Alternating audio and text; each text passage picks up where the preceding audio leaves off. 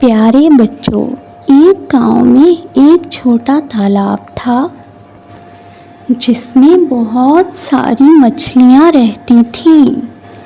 एक मछली जिसका रंग नीला था, इसकी वजह से इसका नाम नीली पड़ गया। नीली मछली बहुत अक्लमंद थी।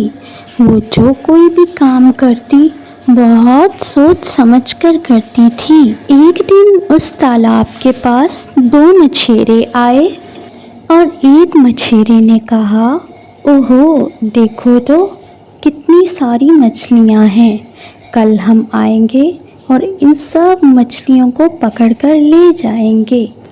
ये बात नीली मछली ने सुन ली और वो जाकर दूसरी मछलियों को बताने लगी।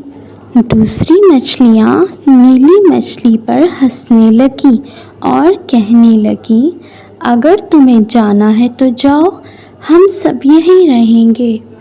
इसी रात अक्लमंद मछली तालाब को छोड़कर झील के जरिए नदी में चली गई। दूसरे दिन वो मछेरे आए और तालाब की सारी मछलियों को पकड़कर ले गए। अक्लमंद मछली की बात ना मानकर सब मछलियों को बहुत पछतावा हुआ और इस तरह अक्लमंद मछली की जान बच गई।